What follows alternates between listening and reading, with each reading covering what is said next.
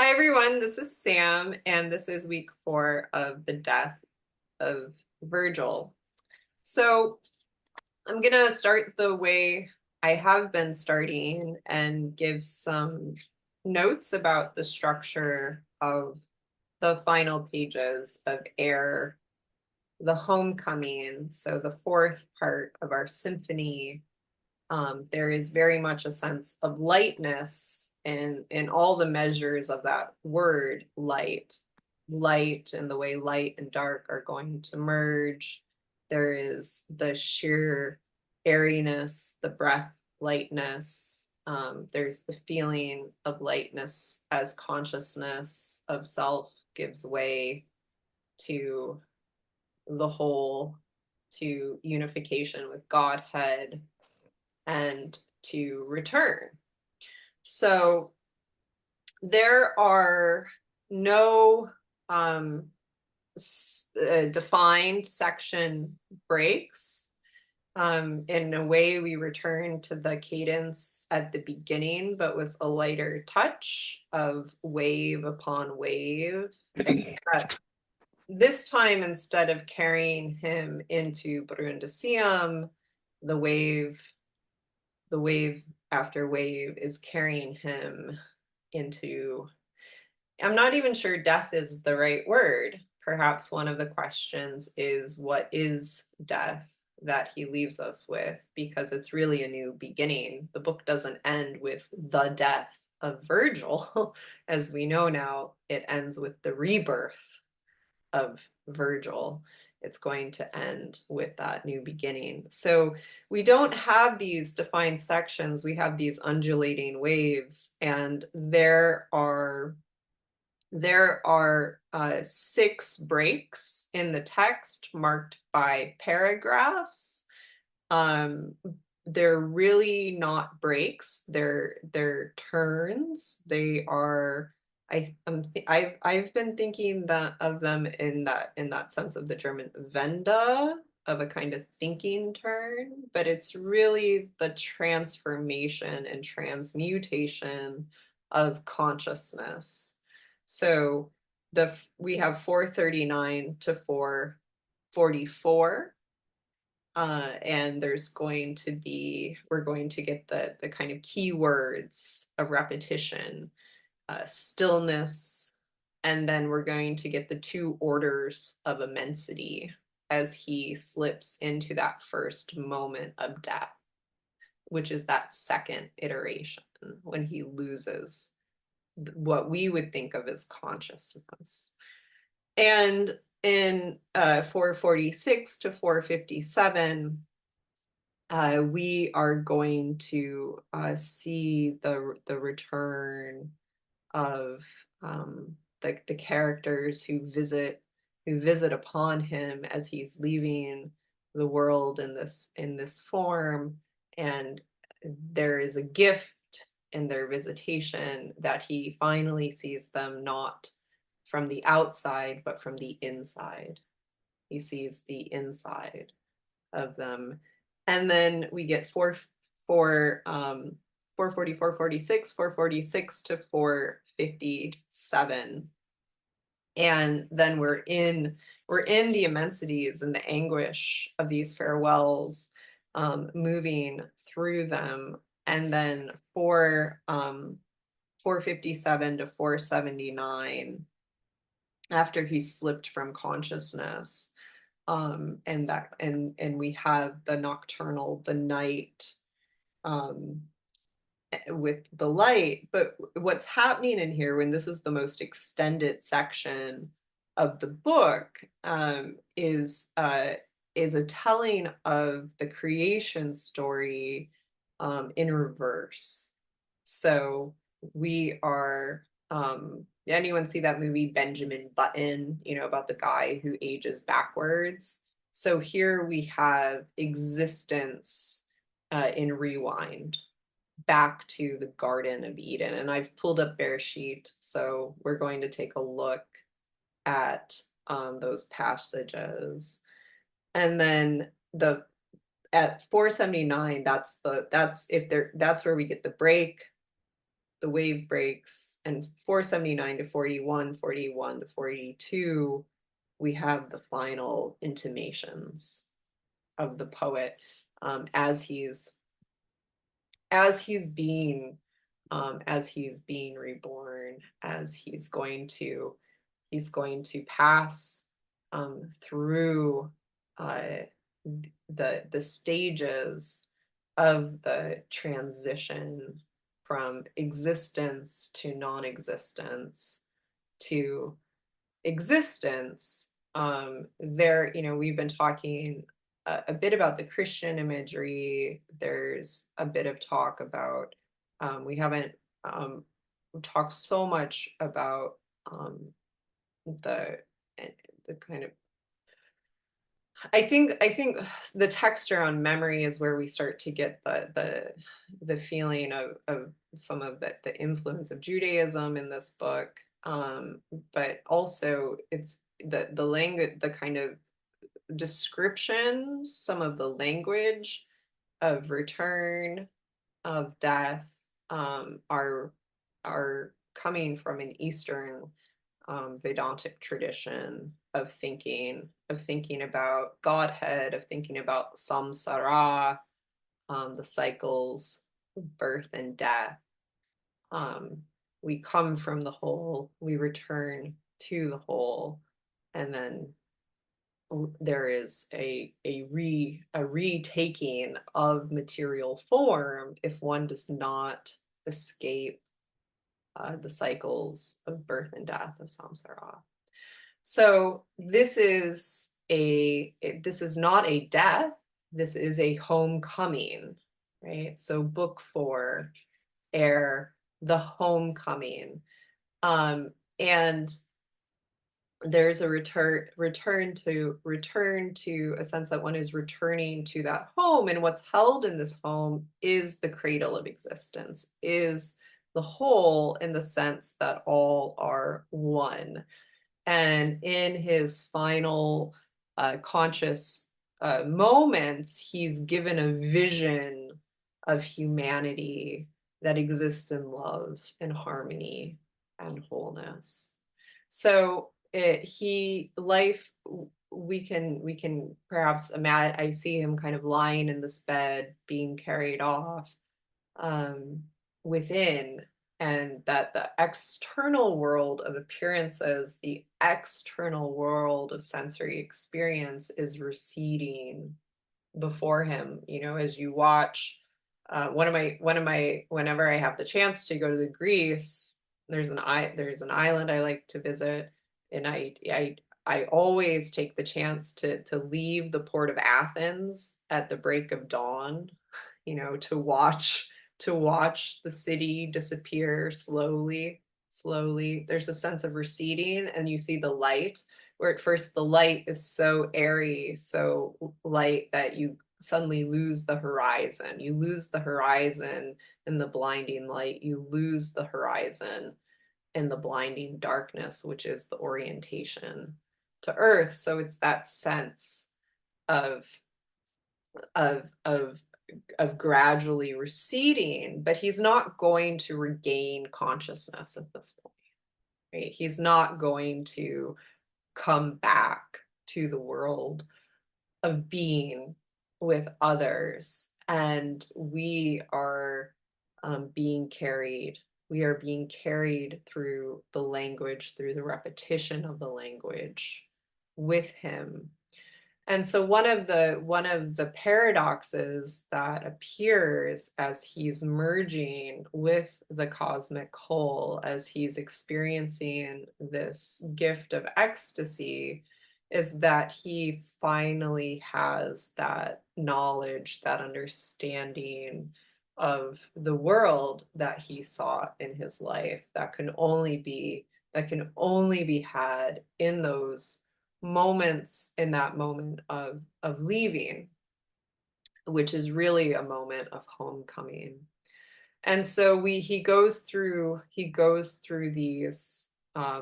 these stages of transformation, and then we're going to get a kind of reversal, that comes around the retelling of those first books of the Torah. So he's not conscious. He is now, there's this, we were last week we were talking about perception.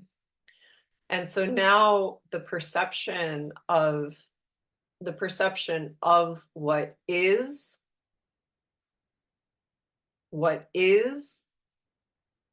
not corresponding to what appears, which gives us a different order of metaphysics, we could say, philosophically, right? Gives us a different kind of understanding of phenomena, so that what is not dependent upon what appears.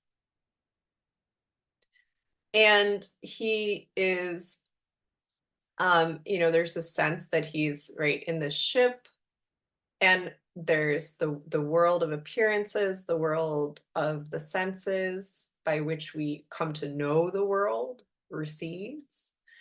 And he is going to be brought, he's going to be brought into that mode of darkness, we could say, without the sensual perception of reality. So we move from, he talks about it in terms of order, is how I was thinking about it, the orders of immensity. So we have the first immensity, which is going to appear on page 442. And then we have the second immensity, which he passes into on 444. So let me pull up the text so we can we can look at it here. And this is going to immensity has been one of the words that kind of slips in and through. So come on, screen share. There we go. So I learned something new with Zoom this week, is that actually you can make the text bigger on your screen by dragging your mouse over it and then doing the spreading the thumb and the forefinger on it. You can expand it. So I can't make this bigger, but it's anyway, I just learned that. So we're going to move, this is the first lines, and then I'm going to go the immensity. We're moving from murmuring to rumbling. Was there still something murmuring? Was it still the kind murmuring of Plotius, protecting and kind and strong? So we have the sense of Plotius by his side on his deathbed. Oh, Plotius, oh, that it might endure, oh, that it might endure, murmuringly, quiet and quieting, welling up from the unfathomable depths within and without. Not that the labor was over, now that the labor sufficed, now that nothing need follow, oh, that it might go on forever. And verily it went on, murmuring and murmuring, rolling and softly in endlessness, murmur wave after murmur wave, each of them tiny, yet all of them radiating in a boundless cycle. It was simply there, no sort of hearkening, no effort whatsoever was needed to hold on to it. No effort was needed to hold on to it. Indeed, this murmurousness was not to be held on to, for it strove onward, mingled with the trickling of the fountain, with the trickling of the waters, merged within them in the vast and colorous might of a rest-bearing stream, itself the thing carried, itself rest, itself a moving stream, softly lapping the keel and the sides of the boat with slithering foam. So, what jumps out to me in this passage, if I put on my philosophy hat, is that he's actually quoting Plato here. A thing that is a thing carried because it is carried. A thing is held because it is held. And so we are moving with this loss of consciousness into the realm of Platonic forms. So a thing in itself, right? That is, the destination was unknown, unknown the harbor of departure. One was shoved off from no pier, coming out of infinity, pressing on to infinity. The journey went on of itself, nevertheless, strict and true to its course, guided by a sure hand. And had it been permitted to turn around, one must have glimpsed the steersman at the helm, the helper in the unchartered, the pilot who was acquainted with the exit to the harbor. Okay, so we have this beginning of this movement, and then I'm gonna turn it off for a second, and then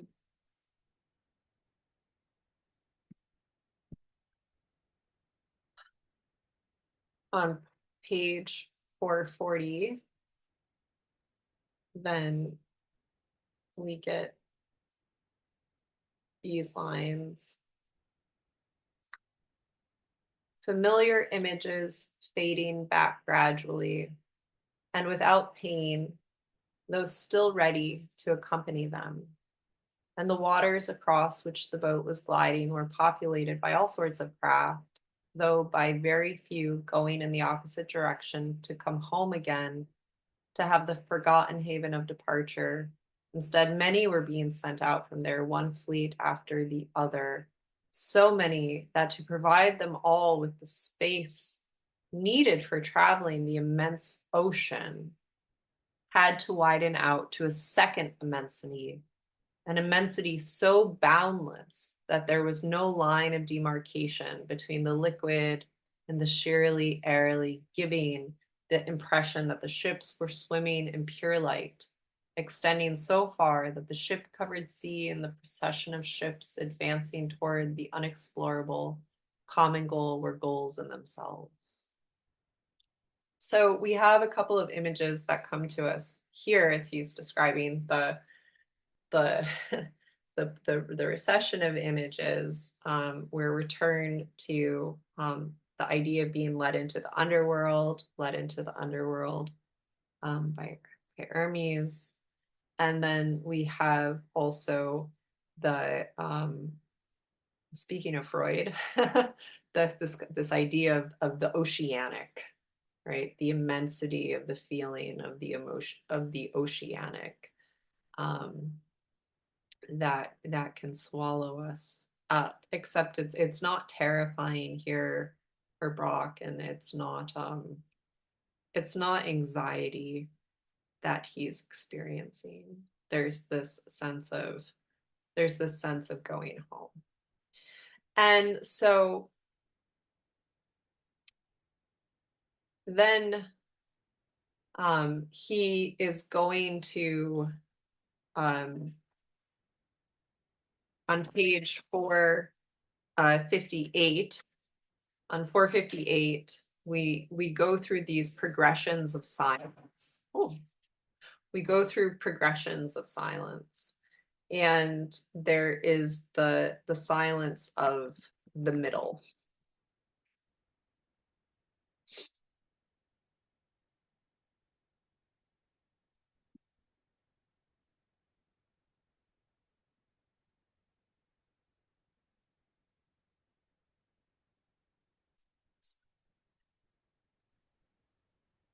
The silence of the middle.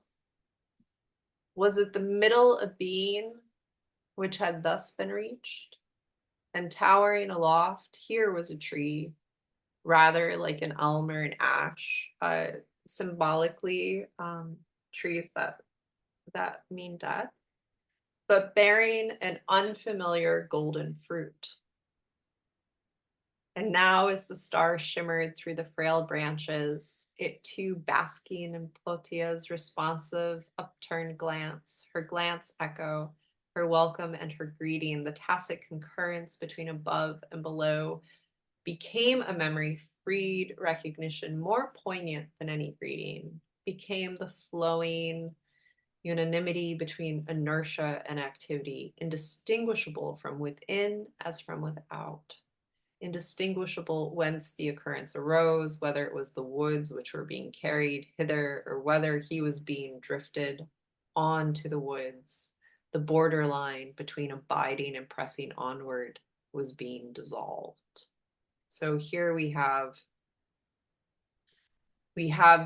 a moment of transition where he is going to be cast back into the Garden of Eden with Plotia in her perfect nakedness without any shame,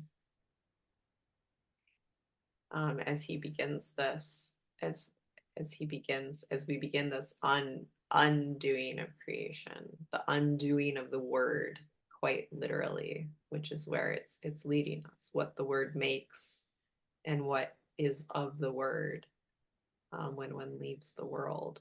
She was naked in a charming natural nakedness, clothed in naturalness, as naked as the seraphic boy from whom she had emanated. And the pure sweetness of her nudeless nudity received the song of the spheres in order to be received by that song, subsumed in its ethereal ringing, in its continuous vibration, mute and forever. Nakedness? He too was naked.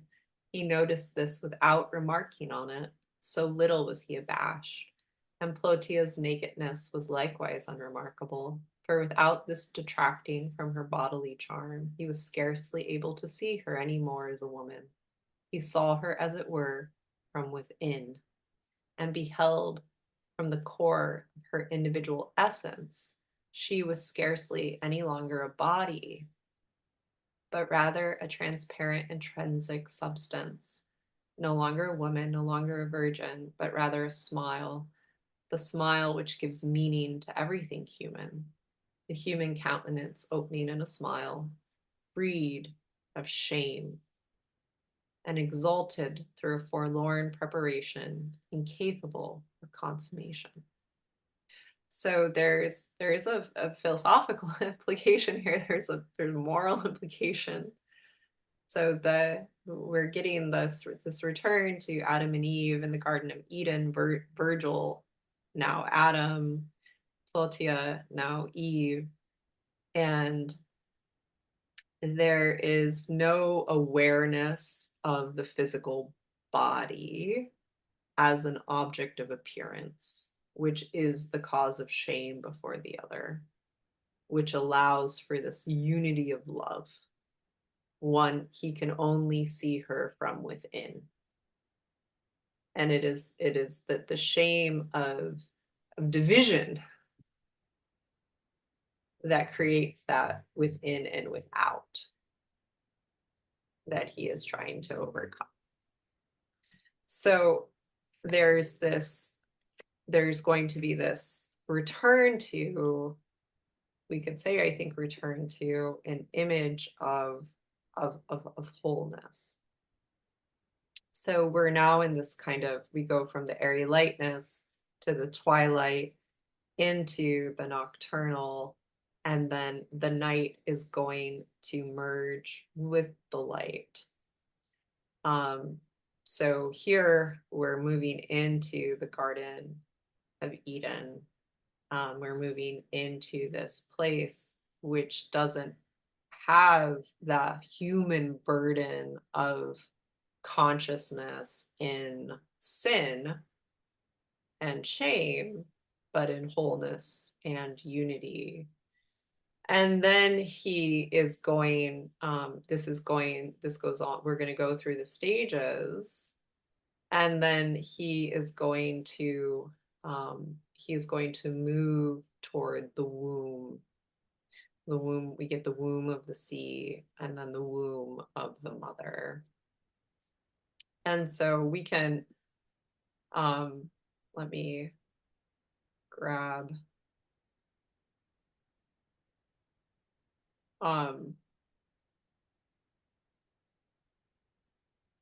just in case. I mean, it's always beautiful. I love this portion.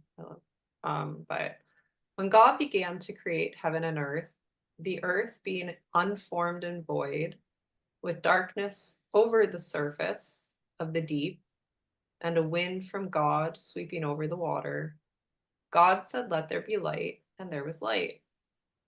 God saw that the light was good, and God separated the light from the darkness. God called the light day and called the darkness night. So here we have separation and we have language naming separation. And this is what Brock is playing with. He's reversing it, right? So he's merging the light and the darkness. He's undoing the separation to get back to that place before the word was spoken. Reminds me of a few things. Reminds me of Arendt's first poem that we have.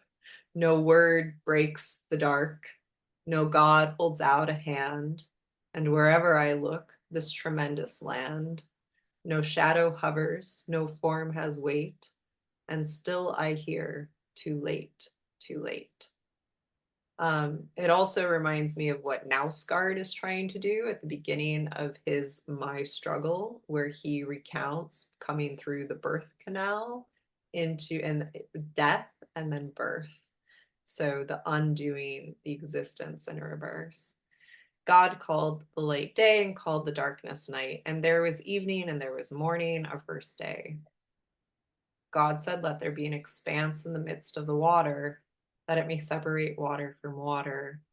God made the expanse, and it separated the water which was below the expanse from the water which was above the expanse, and it was so. So here we have the immensities.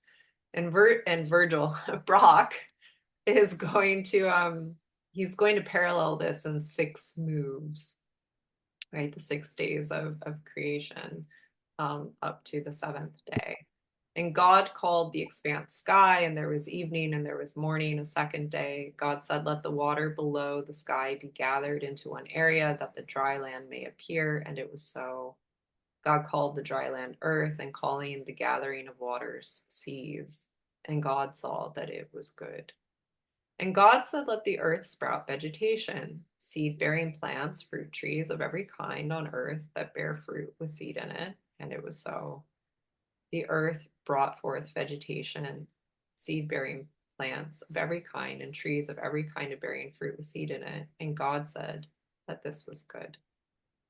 And there was evening and there was morning, a third day. God said, "Let there be lights in the expanse of the sky to separate day from night. They shall serve as signs for the set times, the days and the years, and they shall serve as lights in the expanse of the sky to shine upon the earth." And it was so. God made the two great lights, the greater light to dominate the day, and the lesser light to dominate the night and the stars. And God set them in the expanse of the sky to shine upon the earth, to dominate the day and the night, and to separate light from darkness. And God said that this was good. And there was evening and there was morning, a fourth day. God said, "Let the waters bring forth swarms of living creatures and birds that fly above the earth across the expanse of the sky." We're even going to get the sea monsters in Brock, right? We're going to get the sense of him at the sea, on the land, with the monsters and the birds and these primordial creatures. And as we get to the naming here, slowly, part of what Virgil is losing is the name, right? So that atomistic gesture of naming, which is the first techne of knowledge, to call something by a name, to render it a subject. God created the great sea monsters and all the living creatures of every kind that creep, which the waters brought forth in swarms, and all the winged birds of every kind. And God saw that this was good. God blessed them, saying, "Be fertile and increase, fill the waters and the seas, and let the birds increase on the earth." And there was evening and there was morning, a fifth day. God said, "Let the earth bring forth every kind of living creature, cattle, creeping things, wild beasts of every kind." And it was so. God made wild beasts of every kind and cattle of every kind and all kinds of creeping things of the earth. And God saw that it was good. And God said, let us make humankind in our image, after our likeness. They shall rule the fish of the sea, the birds of the sky, the cattle, the whole earth, and all the creeping things that creep on the earth. And God created humankind in the divine image, creating it in the image of God, creating them male and female. God blessed them, and God said to them, be fertile and increase, fill the earth and master it, and rule the fish of the sea, the birds of the sky, and all the living things that creep the earth. And so then we can go back to Brock. And here we are in the Garden of Eden. And he's talking about the shamefulness and the primal innocence. It was the innocence of a final concurrence through which they were striding, or rather floating. The innocence of final immanence, which connotes simultaneous permanence in every transformation of shape, which connotes the truth in every transformation of essence and all transformations of error. They move through an innocence which uses no measure and which had not yet learned to do so, sweet and terrible in its ordinancy, sweet and terrible in the passivity of its concurrence. And sweet and terrible was the morning's serene quietude in its verity, in its immeasurable echo of the star face, the human face, the animal face, the plant face, all without measure. Here in this prodigal and prodigious garden, with its terrorizing sweetness and sweet terror, they made their way, blessed with innocent nakedness, acquitted of naked guilt. The forest stretched out shadily, and flowers grew there beyond the height of trees. The forest gave on to the flowery meadows where, without overtopping them, dwarfish shrubs were standing among the flowers. And then he's gonna go through the landscape. Marine's beautiful description: the star face, the human face, the animal face, the plant face. Thereupon the wandering, the striding, the floating turned into a resting, welcomed into a laurel-scented hopefulness by the universe opened for repose and by its smile. Round about the animals rested, also in a vegetative earthly way, boundless their rest, boundless their aspect, immeasurable their stature, whether great or small, immersed in darkness and mostly asleep. And when they awoke, their eyes followed the wanderers. The large eyes of the cattle, which had ranged themselves fearlessly near the lion, had a wondering look, the eyes of the lion drowsily commanding. So we get this image of the animals and all the creatures and all the creepers and sea monsters who are going to this moment as they're coming into creation. And then we're going to move into the flowers and the spring. And there's this unwinding as he's moving through it. And these are, I mean, really gorgeous pages. And I'm gonna skip through them a little though to come. I don't want to. I could just tempting to read this. Maybe we should do like a nonstop reading of the Death of Virgil. I feel like it deserves to be read aloud. So, however, when the dusk became deeper, and so here we have this intensification of darkness, another next turn, it too reposing on into the night. And when he was so completely at rest under the star, its opal shimmer having come into its own light, that soon he beheld nothing other than the gleaming star, neither the companion resting near him, nor the animals resting around him. And his bondage to the star turned more than ever into an insight of wholeness, his own wholeness, as much as that of the happenings near him. It became more than ever an alliance, as much an alliance with himself as with heaven, star, shadow, animal, plant. So as he's undoing the creation story and moving into this Platonic realm of form, pure existence of the whole, these specific things, these specific creatures, plants, animals, give way to their archetypical forms. So we have the star, we have the world, we have the plant, we have the animal. And that loss of specificity is a loss of distinction, which fragments the whole. And what he's doing is returning to this awareness of being of the whole. Okay, so I'll pull down screen share for a second there. I'm going to stop talking in a moment, I promise. And then we are swiftly moving toward the end here, toward the final silence, towards that inner stillness, which defines these orders of silence that we've been moving through. And there is this sense that no longer being the man, yeah, that loss of sense, that merger, that he's evolving, he's transforming, being transmuted into this wholeness.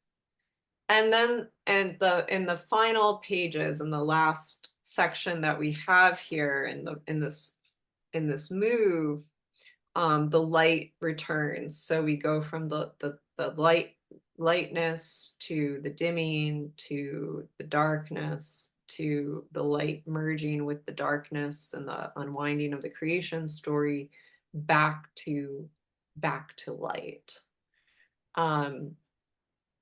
And there is we move through the rebirth of the poet, the reunification with Godhead, and which occurs before the reappearance in the world.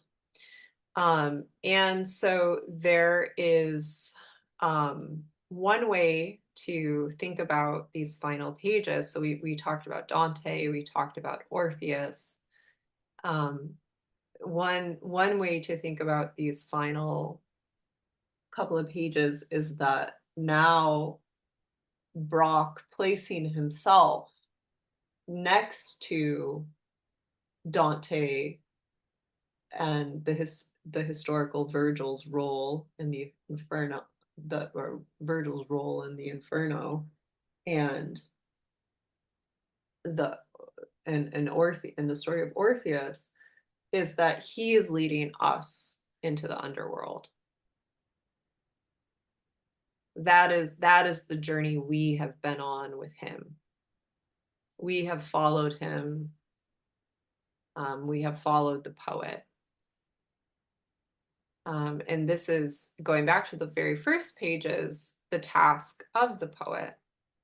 And this is the great debate that happens in the third movement between Virgil and Augustus, where he's trying to explain to him that it's not about knowing. It's actually not about knowledge. The world of sin is the world of knowledge.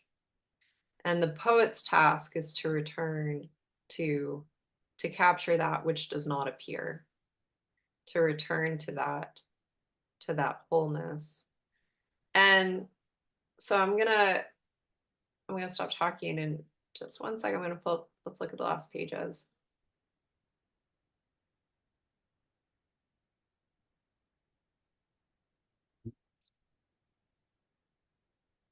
So I think it's styled very nicely in this volume. I don't know if you have the physical text, but so we have 4 8041, and you can see here in the book there's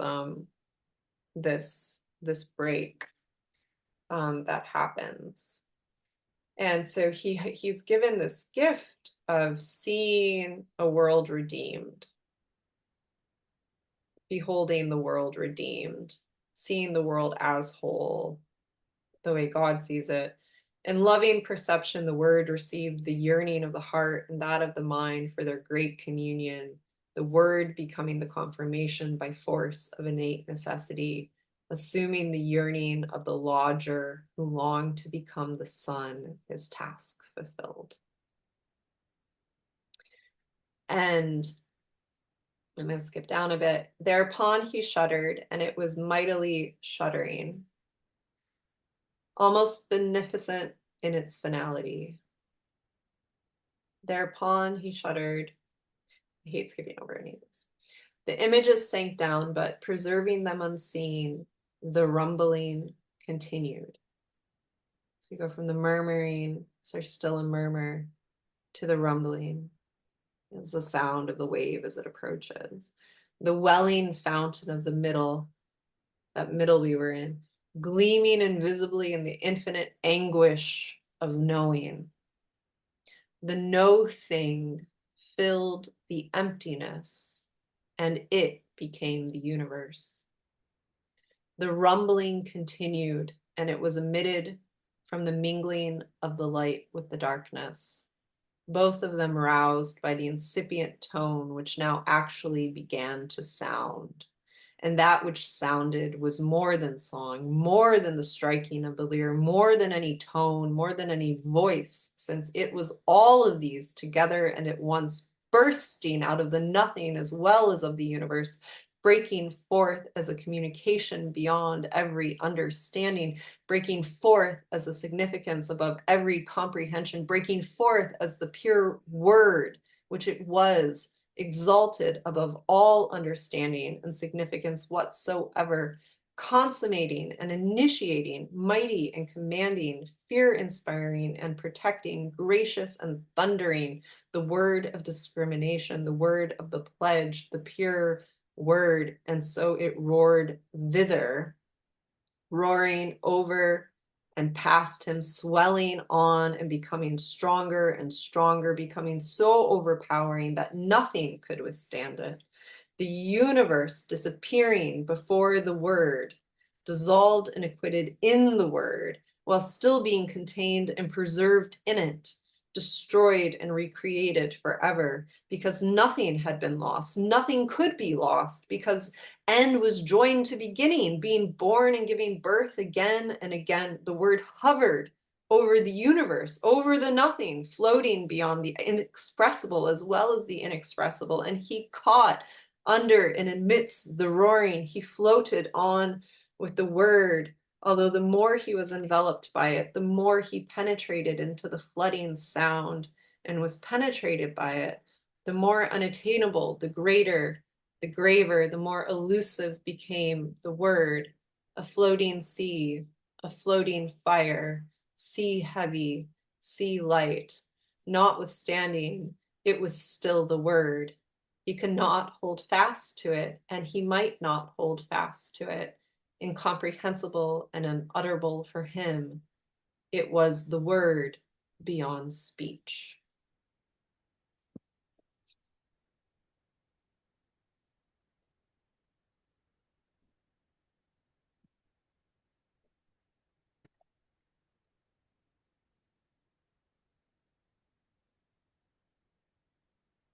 So there are several resolutions that come in the final pages. He is visited by each of these interlocutors who have come to him, and he sees them from within and not without. And he even finds that kind of inner grace for Augustus and what he's done. And he finally comes to, I think we can say, peace with himself as a poet for having wrestled with this question. The book begins with Virgil interrogating himself question after question after question of why have I wasted my life? Why have I given my life to this, to writing poetry? Poetry for who? For these people, these masses, these, you know, was I tried to live in beauty and meditation and, you know, to capture it through my writing. And I have failed everyone. And this book that I've written fails. And you know, so there's movement at the end of three, he gives the book over and he finishes, dictates his will. I think of Milton dictating Paradise Lost. Then he then he dies. And we follow him, right? He becomes Dante, he becomes Virgil, he becomes the great poet who can lead us through the word to the truth that is not word. It's this sense of cosmic ecstasy. And I found myself thinking about us. There's this image that sticks in my mind that story my rabbi told me about uh, when the Rabbi Hanani ben Taradin was martyred. He was wrapped in the Torah scroll and burnt alive. And as he was being burnt, he told his students that he could see the letters. He could see the letters flying up to heaven. He could see the letters of the Torah leaving and going to heaven because they could not be destroyed. And there is, you know, this weight placed upon the word, that the language, that it's not the words, the sounds of the words, the letters, the aleph, that remains. It remains. And this is what we're delivered to I think in the final, you know, it was word beyond speech, which of course has lots of weight to it. Okay, I'll stop talking now. It is yours. The floor is yours.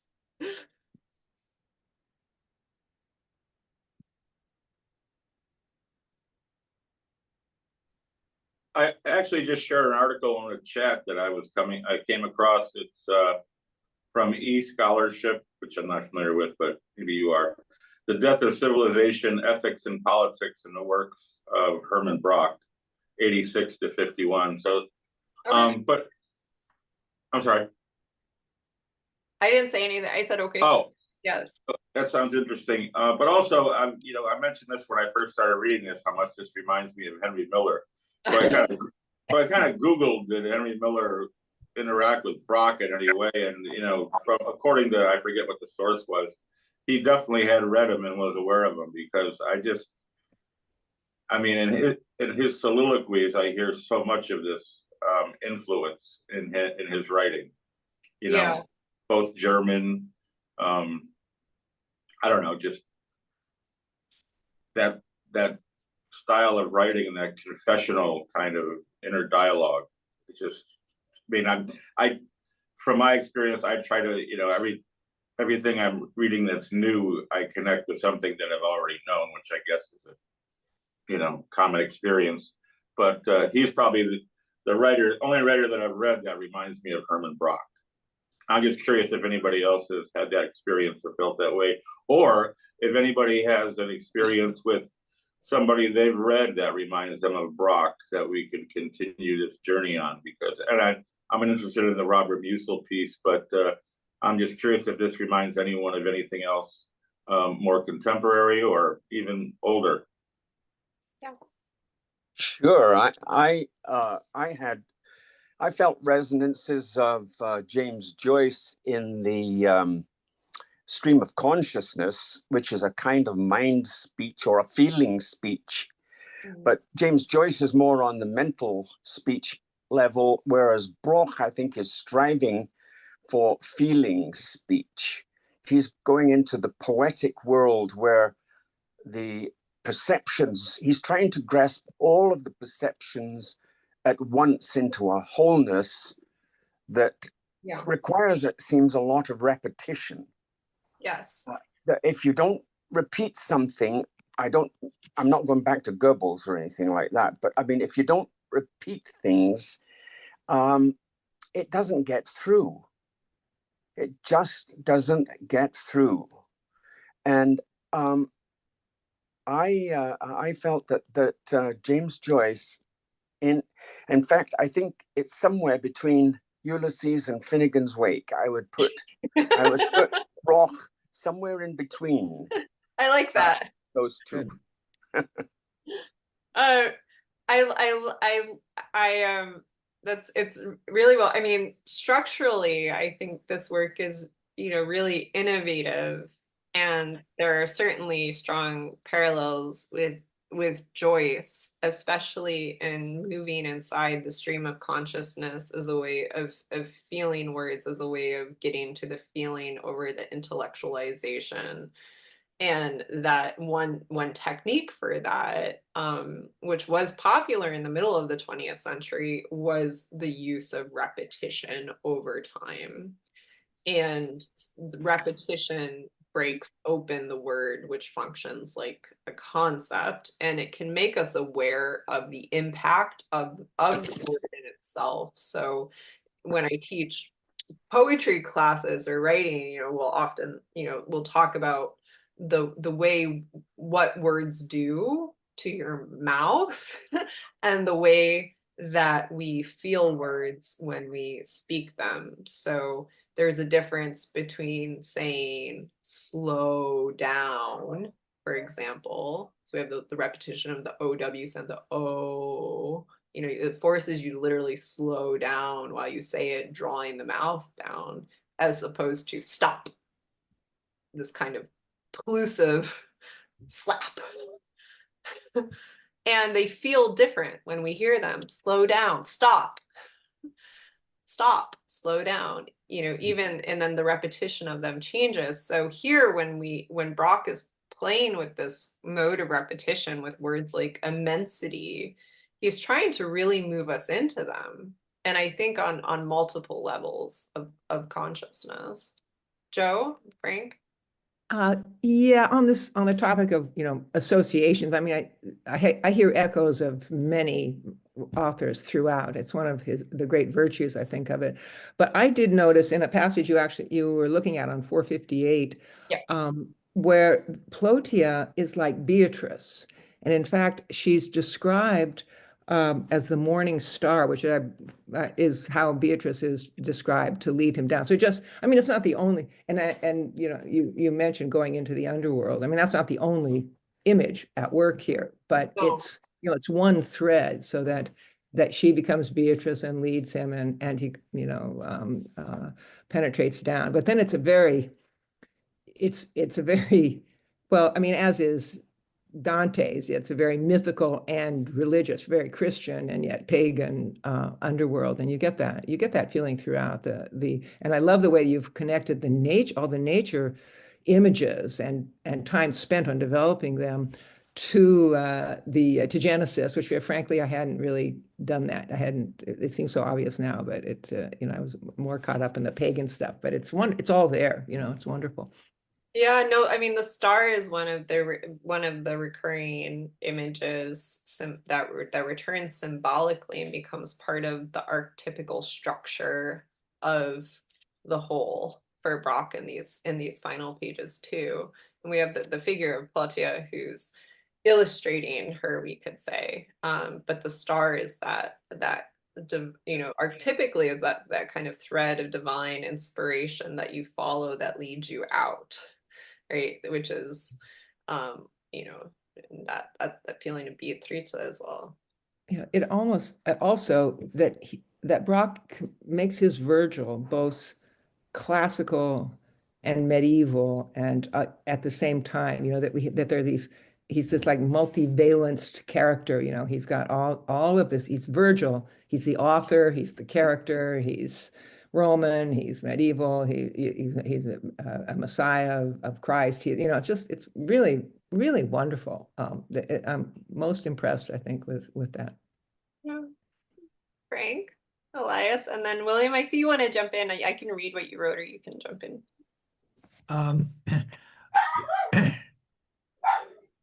Oh, I thought that Sorry. was someone screaming for help. Mm. It the there are so many as Joe said, there's just so many levels at which you can interact with this. But I was sort of struck by the what I felt was a line of Eastern mystical and religious thinking that was running through the whole thing.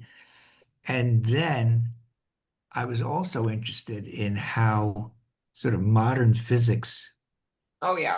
seem to be also being used to create this sense of both worldliness and otherworldliness of knowledge and and the notion of unknowledge. And I was sitting around and thinking that when occasionally when I'm slightly out of my mind and I watch a YouTube thing by Brian Cox on cosmology, it renders the world so other in Yeah. the sense of this of the language of mathematics is a language in to which we all should be looking for quote unquote the real. And in point of fact, it it is so unbelievably foreign to our everyday experience that I was realizing that what Brock was actually trying to do was after being scared to death by the Gestapo, being held, he was both trying to save himself and save any notion of a world that made any kind of sense, both in terms of salvation and just how creating this beautiful thing, how you just sit there and you marvel at the attempt. you Yeah. know it is uh, it's just it's beautiful, but it also is I thought that the only way that some people could understand this would be to take a lot of LSD. And that's just and I had the thought too. I've never yeah, done drugs like that, but you don't need that's it. what it feels like. Yeah, that's exactly what I was thinking because I've never done any of those heavy drugs. Um, but it seemed that was the sense, the repetitiveness, the ongoing notion of losing oneself in this oceanic stream. It truly it could produce that kind of annihilation of the self that both he sort of heads towards in this sort of second immensity, and also it just scares the living crap out of me in terms of how it could be misused, you Well, know. yeah. Yeah, there's yeah, beautiful. He's certainly playing with the subjective experience of time, the idea that speed is transformed into mass in those terms. And there is I think though there's a counter to the no thingness, um because it's really, I mean, we could ask, is this really a story of creation? And I think in a lot of ways it is.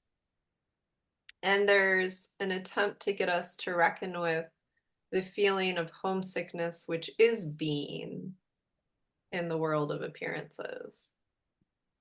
And the and to realize that the poetic task, or the task of, I might say, thinking poetically as opposed to tyrannically, is to realize this wholeness, which is not the negation of distinction or judgment, but actually is a way of drawing connections that holds the space between.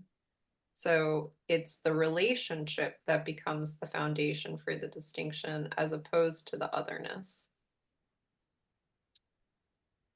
Yeah. Elias and Marilyn, or Elias and then William and then Marilyn.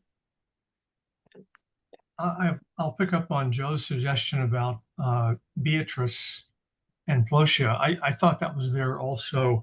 Beatrice joins Dante at the top of the Purgatorial Mountain in the Garden of Eden. So the garden, of course, Right. Good. is associated with her.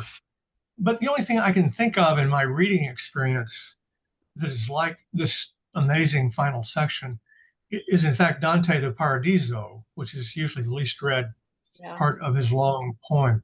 But moving through this sort of opalescent landscape, there's nothing earthly around. It's all sort of metaphorical in a way, sort of moving in and out of clouds, hearing voices and faces suddenly appear and so on.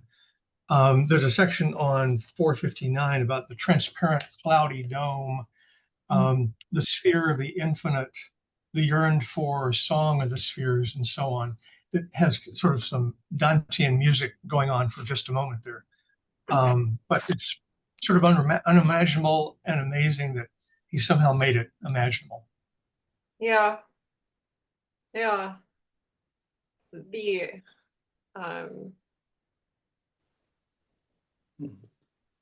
I wonder if it's worth reading Dante, going through the going through that. That would be a good one for your book club too, Elias. It That would would. be I would be definitely up. Yeah, that would be. I would love to read the Paradiso. That would be a problem of which translation you'd want to.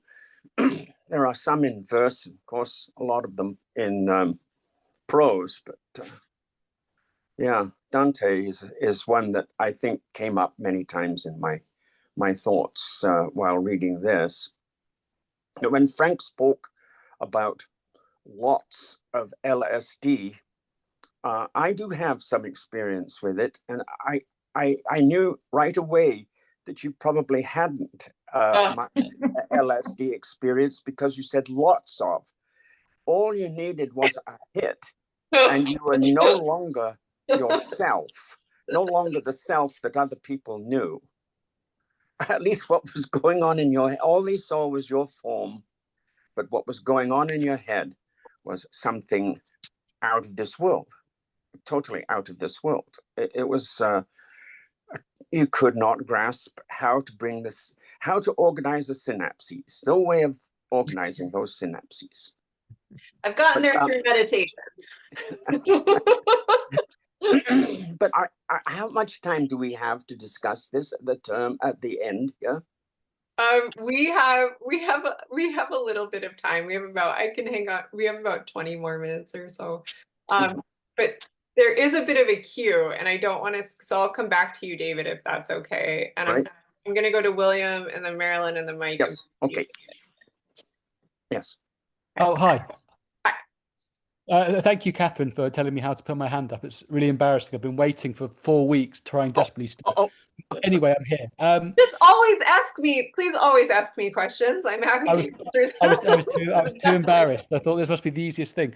I think Mike asked, are there any contemporary or more recent writers that put one in mind of Brock? And I actually came to Brock through Kundera, Milan Kundera, who, when he's writing about the novel critically, he gives a list of Central European writers who are important to him, and he's looking at the novel as an art form in its own right and structurally. And one of the things he's obsessed with, I think, with Brock is this notion of the novel as a symphony and these discrete parts rather than a though this is a continuous narrative in Brock here.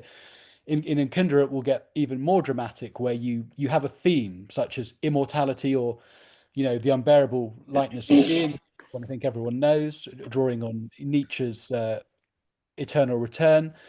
But you have in Kundera the same thing, 5 or 7 sections which will explore a theme or a motif or a set of motifs through repetition and returning. Kundera's father was a musician and he was trained as a musician himself, but returning to notes that were there earlier in the text. And so it's been really enlightening for me actually finally to read Brock and see actually many of the innovations that I thought were extraordinarily modern, capital M, in Kundera actually exist in Brock and are actually kind of drawn down without much modification. But Kundera is a million miles away from Brock. He would never dream of writing as theologically as this. Yeah. Which brings me to the other thing I've been wanting to say for 3-4 weeks now, a month, which is that I think the reason why perhaps I speculate Brock is not in the final modernist canon of great modern novels is Yes. because of this theological dimension, right? Joyce is making fun of his Jesuit upbringing. He's attacking it and absorbing it into his modernist ethic and aesthetic. Whereas with Brock, he's stone cold sincere about this. He's a religious writer to some extent, and modernism has this problem that it cannot assimilate traditional theological values with its aesthetic. And so that's my last word, is that I think that's maybe why people struggle to assimilate Brock into the modernist canon, because he's so obviously religious. Like Graham Greene. I think, yeah, this is a question I think about all the time. Because of course first of all, thank you, William. I'm sorry that you have felt unable to speak for I know the now for past the future. 2 weeks. If you please in the future, just never. I don't know anything at all, really, especially about technology. So never feel embarrassed. I will. I appreciate that a lot. The first translation of the Upanishads into German was 1924, 1925. And I think one of the things that I often find myself reminding Arendt readers of is that Arendt studied theology. Most of these 20th century philosophical thinkers studied theology. Arendt wrote a dissertation on Augustine.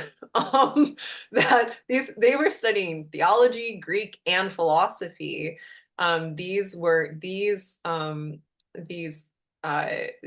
schools and traditions were not seen as distinct from one another, just as physics and philosophy were not seen as distinct from one another until experimentation was able to be repeated scientifically, and the tools of seeing and measuring and optics were refined that do physics and philosophy start to separate. But this question, so Brock was, those influences that Frank was mentioning, those Eastern influences are very much here. Brock was certainly reading those Vedantic texts, which were immensely popular, and started whole schools of Sanskrit studies and sinology at the University of Heidelberg and Berlin in those years. And then it's also one of the only books Thoreau had with him in his cabin. One of the 3 books he took to Walden was the Bhagavad Gita. Like, this is if we start to actually interrogate the refusal to assimilate, what we're left with, I think, is smuggling. And there is, I think of it as a kind of secularizing gesture. What they can't hold is the implication that there's something other than the self, and which is in part a reflection of modernism's hyper individualism and emphatic emphasis on the self as the only authority. So whenever people ask me to define that horrible, horrible word, neoliberalism, I say neoliberalism is the belief that the self is the only authority of the self. Right? So it's not that it's not there, it's that it's being smuggled in and it's being secularized. And there's this sense of loss of a, gets talked about sometimes as loss of a center. But it is, I think, dire. And I think, this is also Nietzsche's. People always think Arendt is the person who has shaped my own thinking in the world. Nietzsche is really the person that I fell in love with when I was like 10 years old, and it's shocking to me the extent to which my brain has assimilated the birth of tragedy. But it's also important to remember that Nietzsche's Zarathustra and Antichrist are trying to get us to overcome this self, precisely to return to the importance of, we could say, theology just generally, but the importance of this integration. So do you want to respond? I want to give you the chance to respond, William, since you've been silent, but you don't have to if you don't want to. No, I don't really have a response to that. Okay. I think I agree about the smuggling in, but I do think that, in the contemporary zone, when we talk about modern novels, we really struggle with people who are overtly theological or bring those things to the surface. T.S. Eliot is an incredible example, Yeah. who overlaps with this reading because Virgil is his patron saint as well, and Virgil and Dante are leading him into the wasteland. I think I'm getting that right. Yeah. And certainly the whole of Western culture for Eliot rests on Virgil. No one has contributed so much to the formation of who we are and how we come to poetry or thinking about poetry. But you look at the discourse around Eliot today, and we really struggle with his conversion to Anglo-Catholicism. We're very comfortable talking about when he assimilates, Virgil or classical sources, but we can't bear for a modernist figure to have made it. It's almost like a betrayal, a betrayal of the aesthetic or of the I don't know of modernism itself to to go in that direction. Pound is lauded for the assimilation or the synthesis of Chinese sources. All of these things are very somehow exotic to modernism, but Yeah. Judeo-Christian theological ground is not okay. But I think you're right. It is smuggled in, and many of the key figures in the 20th century did flirt with or begin studying theology. Certainly in France, I'm looking a bit at Blanchot Yeah. at the moment, but Blanchot, Bataille, but Bataille wanted trained to be a priest or began and gave up. So it's all there in the blood, underneath. But yeah, No, I agree with it. absolutely. But Bataille has been exiled from any canon because of because of his work, and he's a very important thinker. But yeah. Well, I agree totally with the thought that that this has a return to the nothingness ideas of the East. Although when Frank talked about it, my thoughts first were to go into the classical world that Brock was trying to imagine.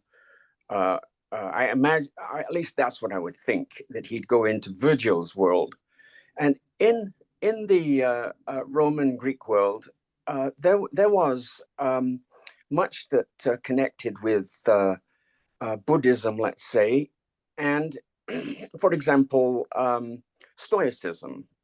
There's much in Stoicism, I think, that connects with that, and Epicureanism had its metamorphosis into another form upon dying that we don't keep our form, we actually go into another being. Yeah. But I think that the West has got it all wrong sometimes. The West has got it wrong in that there is something that we don't get out of stillness. Ah, yes, very much so. We Yeah. don't get it. Yeah. We don't realize how important that is. Yes. Yes. I'm going to Marilyn, Mike, and Ed, and I am going. We can go a bit longer at some point. At some point, I will have to end it because I have to catch a flight to London. But we will, we can keep going until I have to turn it off. Marilyn. Hi, so Hi. I have a question for you, Sam, which isn't specifically about the text, but I think it's related. I was musing about the dedication in memoriam, Stephen Hudson, and I looked it up, and you may know about this, but it was interesting. Sidney Schiff was his real name. He was a novelist and a translator. And I saw that he had his house was bombed in the south of France, and then he died of a heart attack, and it was thought that was why. And it said where I read that Brock did dedicate the work, but what was the connection, if you know, between this? I don't. I would have to look it up. But I will. Yeah, but he was a very prominent supporter of arts, and I know Brock was in France, the south of France, so maybe, but it's an interesting question to me about how somebody would dedicate this massive, amazing work to somebody. What is the connection? So I just wondered if there was some influence or there was some relationship. So that was a question. And then the other thing I wanted to say briefly is, having recently reread The Man Without Qualities, and you're talking about the word and the spoken word versus the word. It reminded me of this word that was I couldn't help but notice in The Man Without Qualities, the ineffable was repeated over and over and over again. The ineffable, the ineffable, and so that was my association to the last line of the book of this book. Yes, and that really is so. It's such it's so central to that modernist impulse of the word beyond speech. Whether we're thinking about, I think of Hamlet and Wittgenstein as a kind of couple in my head. The Hamlet and the rest is silence. And Wittgenstein, of what one cannot speak, thereof one must be silent. Or even Virginia Woolf's The Waves, which would be a lovely book to read together. Trying to capture the inner flow of specifically female consciousness. And I think the apotheosis of this is really Beckett's trilogy, which ends with the unnameable, where we are left with nothing but a pure consciousness, positioned in a windowsill, observing, so that the body recedes entirely, and all we have is that kind of inner flow of thoughts. But there's this feeling of the ineffable is a political phenomenon that corresponds with that early part of the 20th century. Freud talks about it with hysteria at the turn of the century. We get the talking cure, of course, which is meant to liberate that speech which cannot be said. And in part, what Freud is responding to is shell. Then he says shell shock is a form of hysteria. So that the shell shock of World War I, where Benjamin has this great passage in his essay on experience where he says, these young men who had gone to school in horse-drawn carriages and were thrust upon the battlefield to be blown to pieces by these modern weapons, are suddenly thrown back into a world that's entirely unfamiliar to them.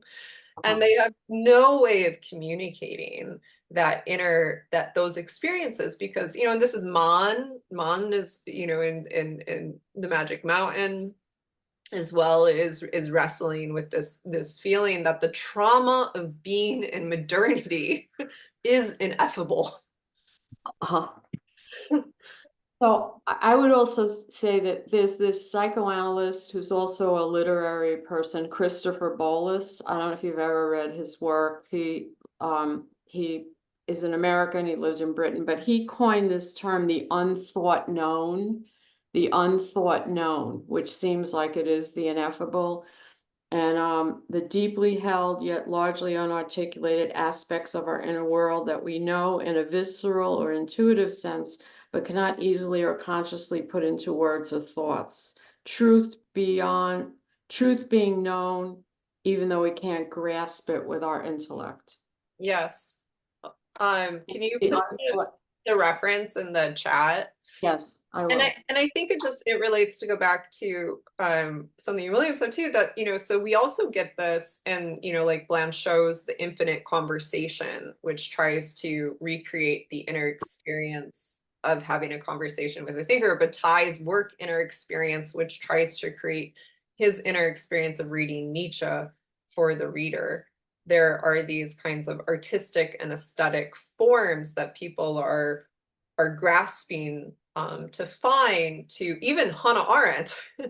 What is that 2-in-1 dialogue of thinking that she is obsessed with? That inner conversation of consciousness, which does not appear, but we have to find a way to make appear through making, through poesis, through writing, through crafting, through Mike and Ed. Yeah, first of all, I want to say thanks to everybody with the suggestions. I really appreciate that. I've got a whole reading list probably for the next 5 years here I'm working on. I'll try and squeeze in the other readings as well. I am a little behind because I just started a new job, so I'm still at the end of the third movement. But the thing that I highlighted the most was all the back and forth between beauty and truth. And I'm reminded, my friends and I used to publish a poetry magazine back in Cleveland in the 90s, and we had met Allen Ginsberg in Quebec City at a literary conference and had corresponded with him, and he sent us some stuff. So we published this thing where he was talking to his father about something he had written, trying to use that like an argument against him, maybe in a way. And his father said to him, well, that's beautiful, but it's not true. And I just, that kept resonating with me when Virgil and Augustus were going back and forth between the beauty and the truth. And the other thing I wanted to bring up is that you were talking about you don't want to finish Robinson Crusoe. I am at the end of Hamlet. And I don't want to finish it. I'm reading along with the podcast, and I know how it ends, but it's just like it's been such a great play. It's like I've stopped listening and gone back episodes, and I'm reading along with that. And so, but my next one is going to be a Dante podcast and read along with it. So, but I just really appreciate everybody's input. I'm kind of new to a lot of this stuff, so I appreciate your patience. Thank you. Oh, it's my pleasure. Reading this book together has just made my year, and I feel so thankful for all of you and for this journey together. It's really pleasurable. And there is a question about beauty and truth, and beauty and faithfulness, and I think that it takes us back to Brock's other word, which is love. And the distinction I want to say between Eros and the lover, and that love as a form of Eros is that which does not seek to know in any sense of possessing, but is rather about the experience of truth. Ed? Hi. Just two things. One is a bit of trivia, but you were mentioning that Hannah Arendt did her thesis on St. Augustine. He must have been quite popular at the time because also Albert Camus and Simone Weil also did their thesis on St. Augustine. So Augustine must have been a superhero at the time. Everyone was writing about Augustine. Everyone. Yeah. I'd like to read all three of them just to see what they had to say. But we were also talking before about modernists not taking Christianity very seriously. Speaking as a person who survived 4 years of Jesuit education, I would say that the Christians had a lot to do with that. And Christians not taking Christianity seriously led to a lot of other people not taking it very seriously also. That's it. Yeah. You're maybe there's I keep looking at Elias, Ed and Elias both have wonderful Substacks that are worth following. But there's no the new Pope. I'm not Catholic, but the new Pope is an Augustinian. So Yes, it would be right. it would be very timely actually to read Weil, to read Camus, to read Arendt on Augustine. I was actually thinking about doing the Confessions, which I teach in my Problem of Evil class. But it's Augustine. The third part of Augustine's Confessions are just mind-blowing meditations on time. I mean, really would be really nice compliment to the Death of Virgil, even. Really, just really beautiful. Right. Beautiful text. And the City of God is also a very timely political text to go back to and read. Yeah, I agree with that very much. I was impressed in the same way with that section. I know we don't have time, but is it possible? Could we get a consensus to have our emails to one another? I don't think, as William said, having waited for 4 weeks, I've waited for 4 weeks to get on and have commentary. I've been watching it online. But I think it would be good to continue some discussion on this, because as something smuggled in, you've smuggled it into the 21st century, Samantha. I really don't think there are many people. How many of you think people are reading this work? Anybody? No, nobody thinks so. I'm on a mission.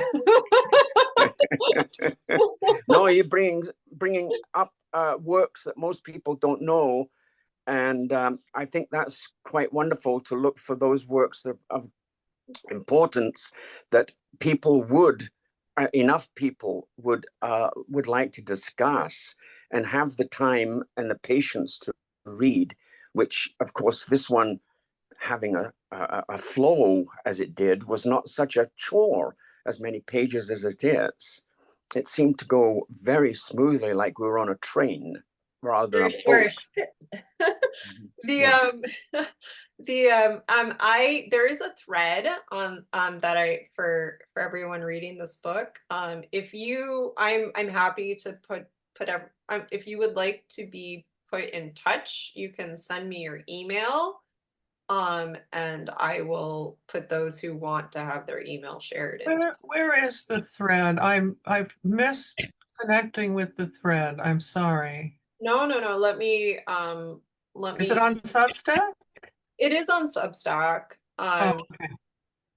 It's in messages. So here's the copy link, and then you're welcome to exchange whatever information you want. Yeah, sure. I'm really grateful for having been introduced to this work. Well, thank you. Marilyn, I see you wanna.